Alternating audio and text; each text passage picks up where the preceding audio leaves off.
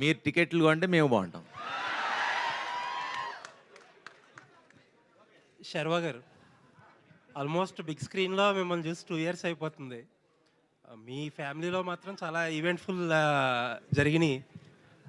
And ఎందుకు ఎంత 2 years gap ఎందుకు తీసుకున్నారు? అండ్ మూవీ రిలీజ్ కూడా చాలా ఆల్ ఆఫ్ సడన్ అనౌన్స్ చేసేసారు సర్ప్రైజ్గా.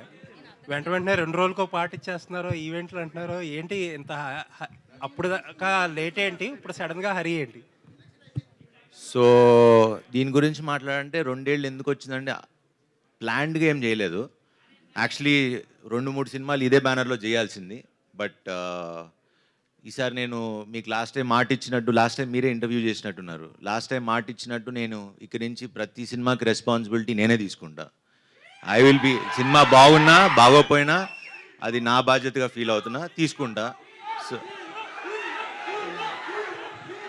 సో ఖచ్చితంగా ఈసారి నేను హిట్ కొట్టాలి, జనాలు మీరు పెట్టే 150 రూపాయలకి నేను ఆన్సరబుల్గా ఉండాలి అని నేను నమ్మి ఒళ్ళు జాగ్రత్త పెట్టుకుని వీళ్ళందరినీ మామూలుగా ఇబ్బంది పెట్టలేదు.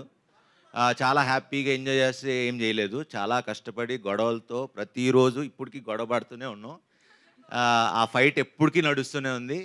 ఎందుకంటే సినిమా బాగా రావాలని చేసే ప్రయత్నంలో ఈ గొడవలు తప్పితే మాకు we all believe in our shelves.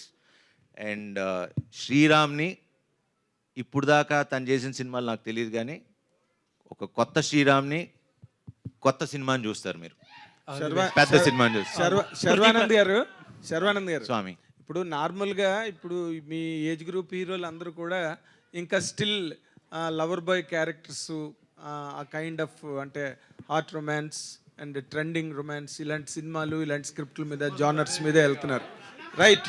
ఇప్పుడు మీరేమో సడన్గా ఒక ఫ్యామిలీ కైండ్ ఆఫ్ స్క్రిప్ట్ని తీసుకుని వస్తున్నారు.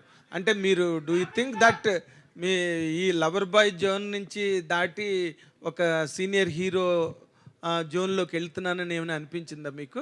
లేదండి, సినిమా చూసిన తర్వాత మీరే క్వశ్చన్ తప్ప అంటారు. ఎందుకంటే నేను యాక్చువల్లీ చాలా రోజుల తర్వాత మళ్ళీ రన్ రాజారాన్ని ఎలా అయితే ఒక ఫ్రెష్ వైబ్ వచ్చిందో, అరే ఇప్పుడు దాకా అంటే నేను అంటే ఇది మా పిఆర్ఓస్ వీళ్ళందరికీ సినిమా చూపించాం, మన వాళ్ళకి, మన వంశీశేఖర్ వీళ్ళందరికీ. వాళ్ళు చెప్పిన మాట, శర్వా అన్న ఏంటి ఇంత కొత్తగా ఉన్నావు, అసలు నేను ఇది ఇంకో యాంగిల్ మేము చూడలేదు, ఇలా మేము ఆలోచించలేదని. సో అది మీరు కూడా అంటారని అనుకుంటున్నాను.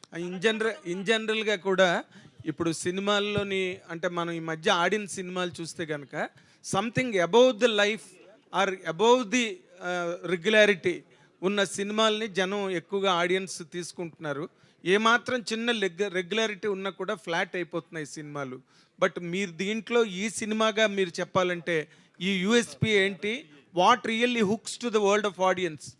ఇది ఏదో చాలా కాంప్లికేటెడ్ కదా, ఏదో చెప్పుదామని నేను చెప్పలా. ఇది చాలా మనందరిలో జరిగే ఒక నార్మల్ ఎమోషనల్, అంటే మన జీవితంలో జరిగేది. మనకెప్పుడు కొత్తదనం లేకపోతే ఫ్రెష్ స్క్రిప్ట్ అని నేను చెప్పను. ఇట్స్ అ వెరీ నార్మల్, ఒక very cute, sweet little magical film, అదైతే చెప్పగలను. సో ఏంటి మీరు ఏం తీసుకెళ్తారా అంటే, అరే వచ్చాం ఒక మంచి ఫీల్తో, ఎన్ని ఏళ్ళైందిరా సినిమా చూసి ఇంత మంచి సినిమా అని ఆ ఫీల్తో వెనకైతే బయటకు వెళ్తారు. What has really best worked out between you and Krithi Shetty సినిమాలో? మీ అండ్ కృతి శెట్టి కొంతసేపు తిట్టుకుంటూనే ఉంటాం సినిమా అంతా. ఐ థింక్ అది ఎప్పుడు వర్కౌట్ అవుద్ది. ఇప్పుడు మురారి చూడండి, ఖుషి చూడండి, ఏ సినిమాలో చూడండి, హీరో హీరోయిన్ తిట్టుకుంటూ ఉంటే సినిమా బ్లాక్ బస్టర్. గుడ్. కృతి ప్రసాద్ గారు